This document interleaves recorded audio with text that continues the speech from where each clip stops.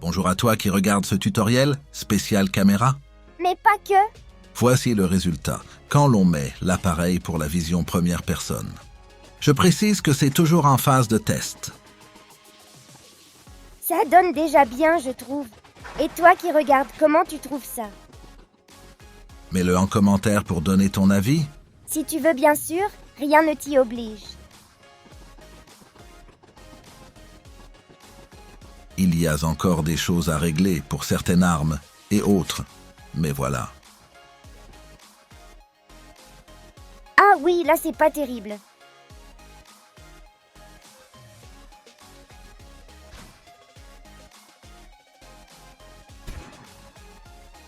Et voici l'appareil à placer. C'est le tout premier dans la liste des appareils. Nous verrons les autres caméras par la suite. Et avant d'aller plus loin, attention que certains logos d'appareils ont changé.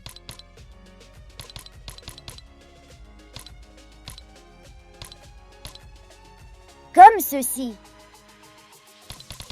Et je te montre ce que l'on peut faire avec un générateur d'effets visuels.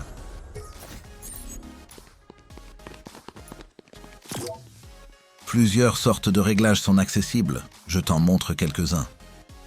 Tu peux avec ça mettre un appareil de déclenchement pour activer des effets et qui sait faire peur ou autre.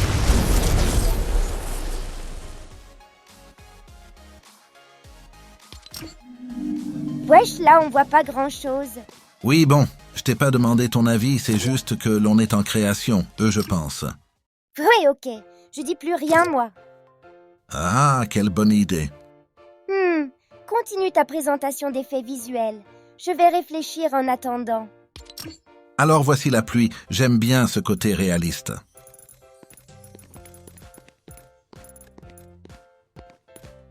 Voici encore quelques logos changés.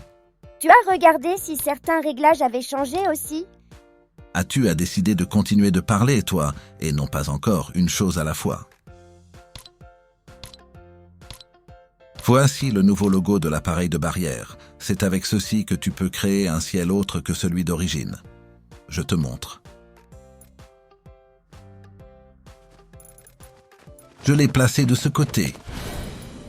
C'est ici que tu peux choisir les matériaux de la barrière, autrement dit, l'aspect que ça va avoir. N'oublie pas qu'il te faudra le mettre en boîte creuse pour la forme de la zone. Il te faudra aussi régler la largeur, la profondeur et la hauteur, pour que la boîte enveloppe bien l'endroit que tu veux. Oui, et mettre ton apparition à l'intérieur aussi, car tu ne peux traverser dans un sens ou dans l'autre, sauf avec un réglage précis. Bon, je crois que je vais laisser ce décor. Plaçons donc notre caméra pour la première personne.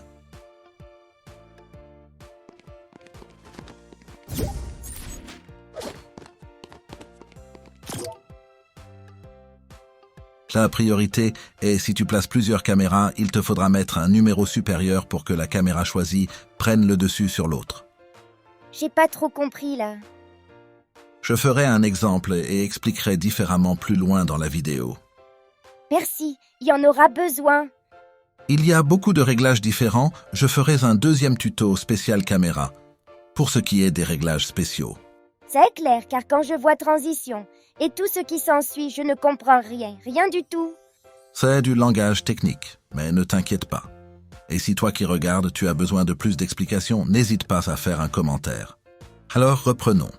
Ici, tu peux juste régler sur toujours ou en partie dans activer pendant la phase. Et ici, comme c'est écrit, la distance d'interaction, c'est quand tu as un signal pour ouvrir une porte ou ouvrir un coffre. Laisse sur standard, mais tu regardes et testes pour savoir ce que tu préfères.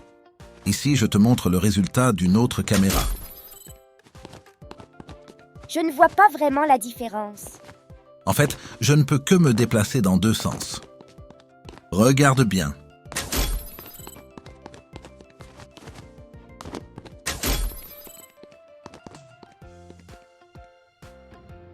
Ah, et tu as mis un déclencheur pour activer la caméra et un autre pour désactiver.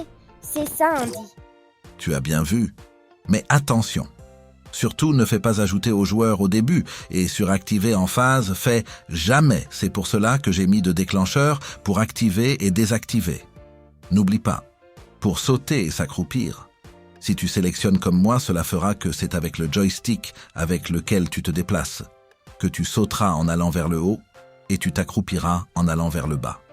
Une fois de plus, beaucoup de réglages sont possibles, je ne vais pas tout montrer. Le tuto durerait 3 heures.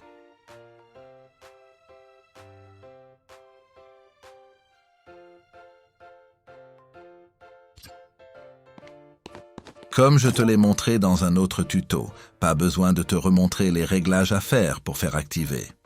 Sélectionne juste la caméra et fais ajouter aux joueurs ou à tous, tout dépend du jeu que tu créeras.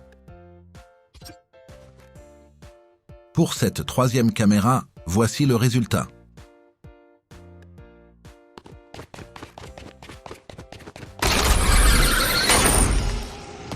Ah, la caméra recule. L'angle de vue est différente. Oui, c'est exactement ça. Et l'on peut faire tout comme les autres caméras, beaucoup de réglages. Je te montre un peu.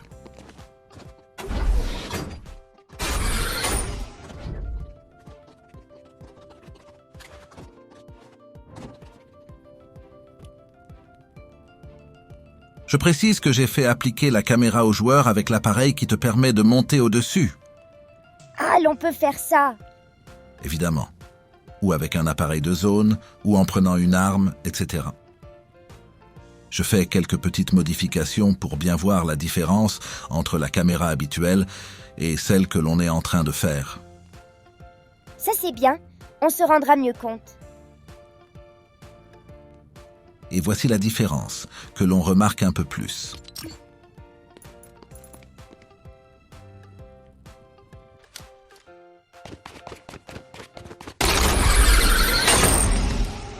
La caméra est encore plus reculée. Waouh! Et attention, regarde bien.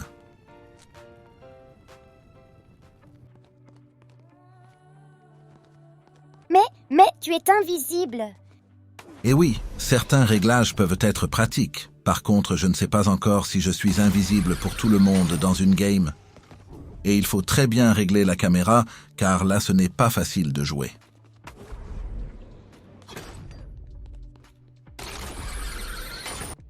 Et maintenant, voici la dernière caméra.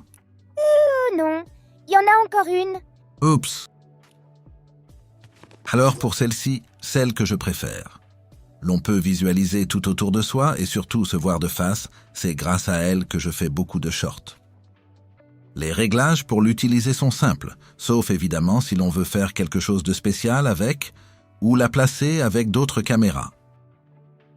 L'on fera le tuto spécial caméra 2, avec quelques exemples pour voir tout ce qui est possible. Oui, évidemment, dès que possible. Et si pas de demande spéciale de nos abonnés. Voici le résultat. Tu peux, grâce à cette caméra, tourner autour de ton skin. Ça change de le voir toujours de dos. Comme tu remarques, les armes sont invisibles, c'est à cause de la précédente caméra. Il y a quelquefois des bugs, des résidus des précédents réglages de caméra. C'est l'une des raisons que je ne mets pas trop de différentes caméras dans mes maps. Waouh, j'adore cette vision. Et voici belle et bien la dernière caméra. Non, toujours pas. Ah ben voici l'avant-dernière d'abord, qui est la caméra à point fixe. Sache que quand tu places une caméra, tu peux l'activer en mode créatif pour voir le résultat que cela donne. Pas besoin donc de toujours lancer la game pour voir le résultat. Mais attention tout de même à ne pas trop t'éloigner de l'appareil pour savoir revenir l'arrêter. Et voici quelques exemples de réglages et de résultats.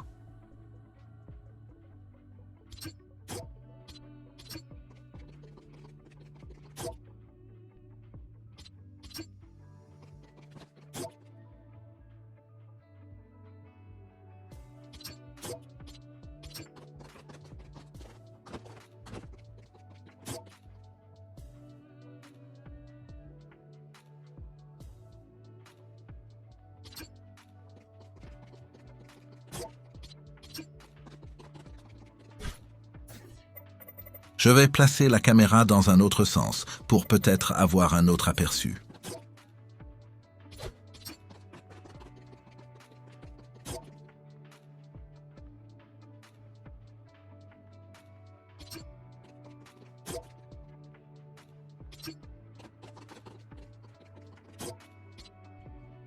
Bien que la caméra est fixe, tu peux régler pour que celle-ci suive la cible qui veut dire le joueur.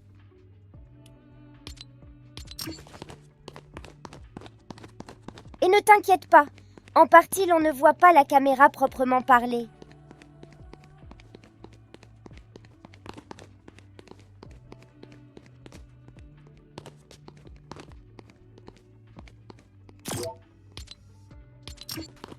Et voici, la dernière caméra, ah.